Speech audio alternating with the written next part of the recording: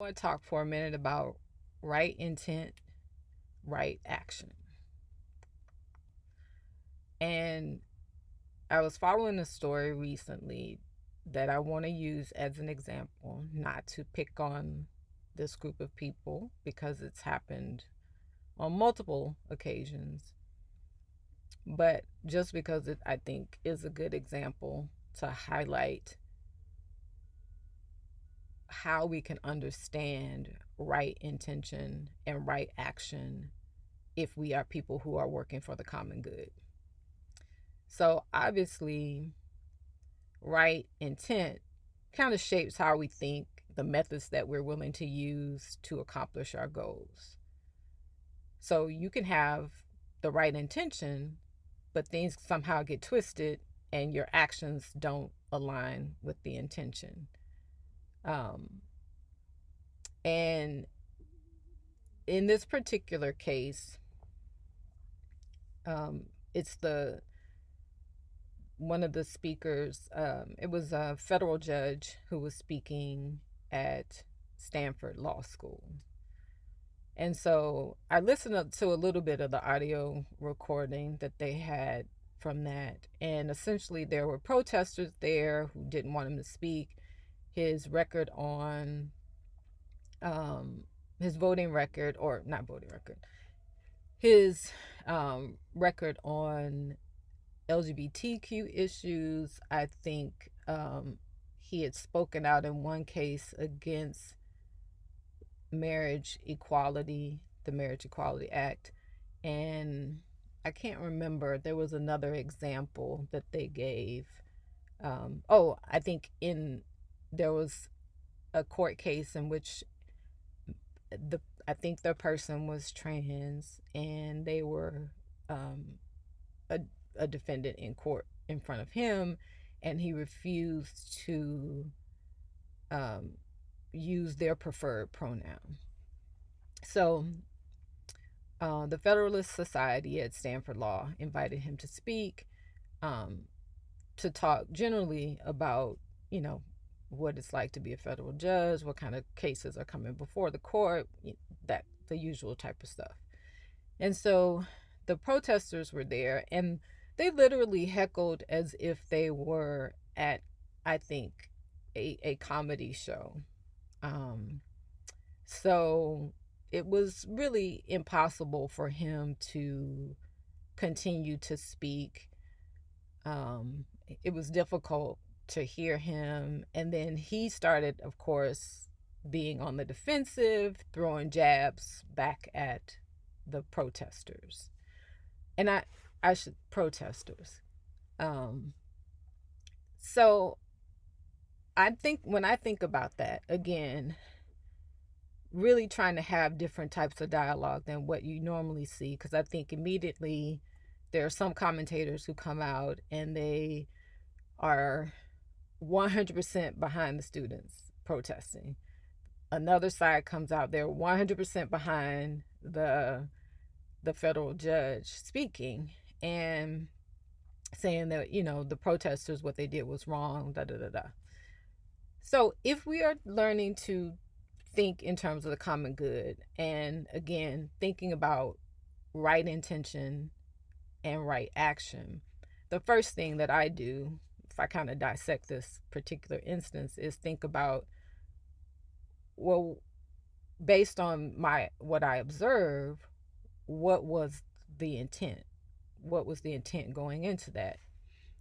And this is why I say, I'm not I don't know any of those students who participated in it, so I can't 100% say what their intent was.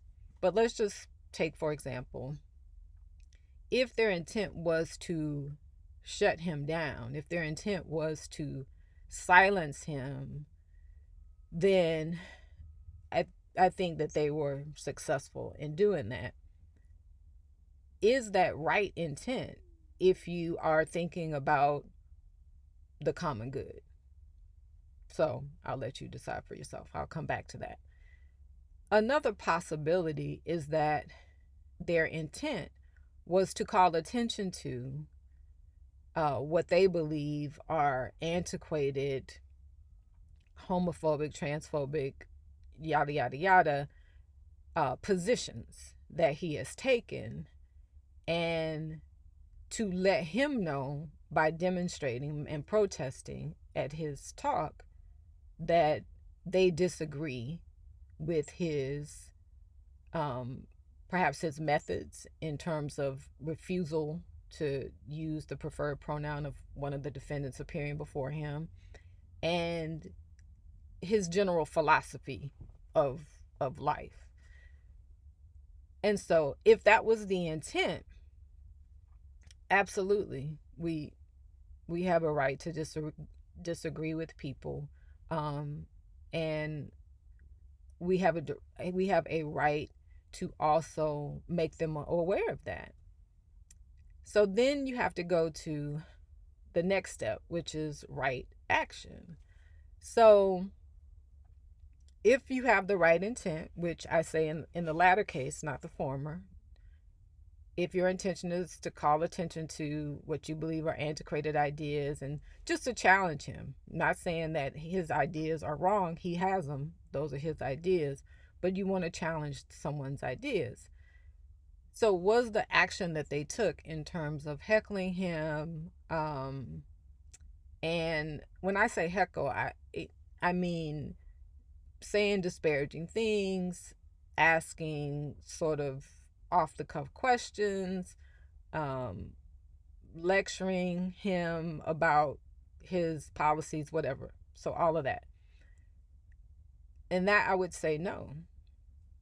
And I think when those two things operate together, if you have both right intent and right action, I do believe that we can move toward a consensus of some sort. Some people will say no. And, I think we have a tendency to do the same thing to others as, you know, what we perceive they have done to us. And so if you feel like you're a person who has been quote unquote oppressed, if you feel like you've been silenced, if you feel like you haven't been allowed to live your truth, there's a tendency when the opportunity then presents itself to insist now that those truths that differ from yours are to be shut down, to be silenced. And so that's where our society is in many circumstances. And you have people retreating to their separate corners rather than actually coming together and having a dialogue, rather than coming together and trying to understand, you know, what are the holes in each other's arguments? And is there a third thing that can be born from this? So if I'm applying this, if I'm in that situation, and I am always thinking about the fact that we are one humanity, I'm not pressing a reset button on planet Earth. I'm not starting over. So we got to build from where we are. So I think about right intent. Right intent, I may not agree with where he stands. I may not agree with his methods. So what I would do is go to the talk, listen very attentively, because again, for me, it's not to silence people, it's to understand and start to poke holes in their ideology, in their theories, in their own intent. And the only way that I feel that I can be good at that, which I think, going to law school, that is certainly to become an advocate. That is what we are trained to do, because that's what you have to do in court. You don't walk into a courtroom and say, either to the prosecution or the defense side, that you just can't speak. Both parties have equal opportunity to present their case, and you have to anticipate, listen to, and adapt and respond to the opposing counsel. Whatever their strategy is, you have to try to understand it so that you can counter that before a jury or a judge.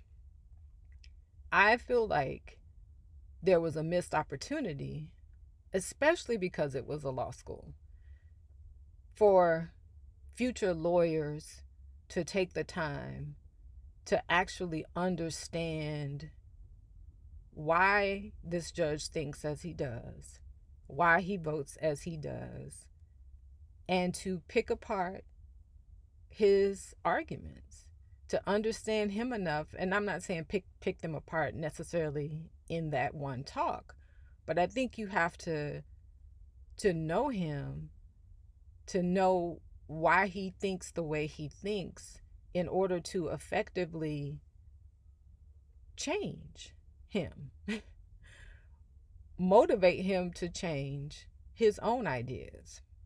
And we don't do that by silencing people. We don't do that by heckling people. We don't do that by shutting people down. And the thing is, even if you are successful in doing it to this one person, he's not alone. He's not the only person who thinks as he does. And so if we're going to actually move together as one humanity, we have to get better at dealing with and responding to people who don't necessarily think as we do. And saying that, it's not anything revelatory. Like, that is just what it means to be human.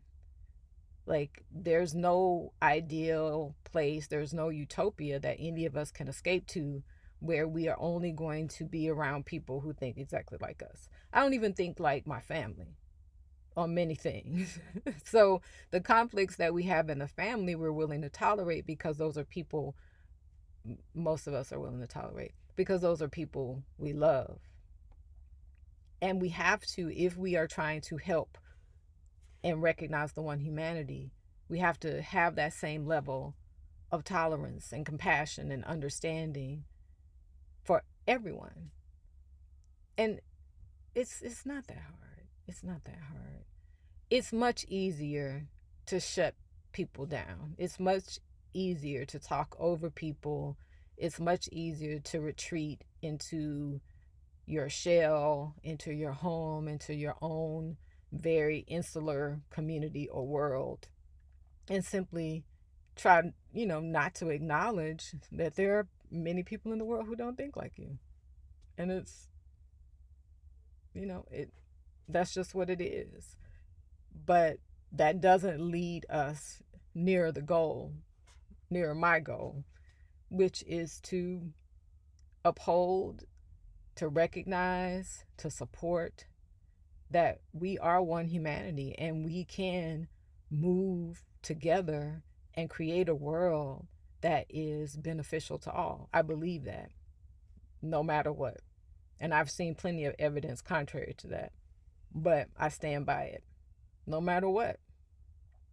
And it is what it is. So in your own lives, you can always pause and ask yourself, first of all, check your intent. Second of all, see if there's a mismatch between your intent and your actions. And keep moving towards the goal, which is to be more divine, to be more selfless. All right.